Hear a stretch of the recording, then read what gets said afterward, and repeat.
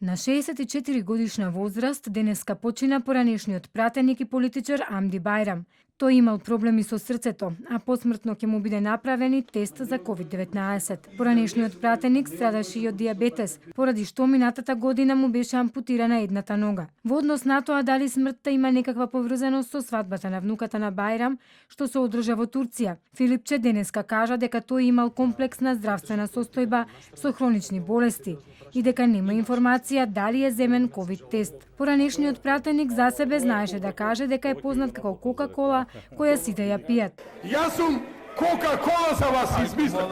Тој има завршено средно трговско училиште, а извесно време бил генерален директор на текстилното предпријатие Шутекс. Во 1994 стана пратеник во Собранието на Република Македонија како член на партијата за целосна еманципација на ромите.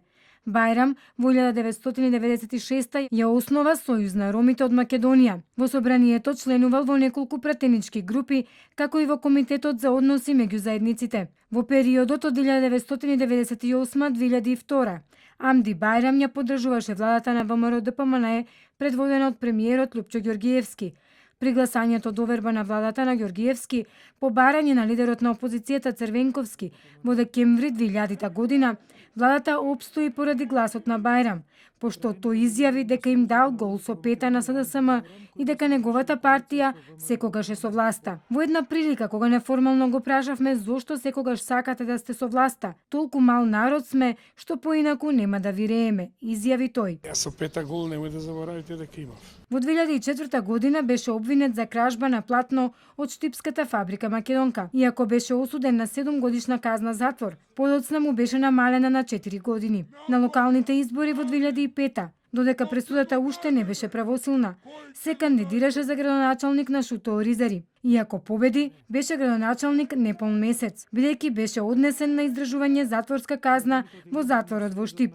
Во 2007 година казната му беше намалена за 6 месеци од председателот Црвенковски, а во 2008 излезе од затвор и се врати во политиката, влегувајќи во коалиција со ВМРО-ДПМНЕ, но ја напушти во декември 2016 година, кога на власт дојде СДСМ. Байрам од тогаш ја поддржуваше владеачката партија, а пратеник беше до јули 2020 година. Спикерот на собранието Талат Џафери во телеграма за сочувство вели дека Амди Байрам со својата реторика и позитивен дух секогаш ќе остане запаметен. Со големо жалење ја примив тажната вест дека мојот долгогодишен и драг колега Амди Байрам го напуштил овој свет. Дозволете од свое лично име и од името на пратениците на собранието да изразам длабоко сочувство за оваа голема загуба.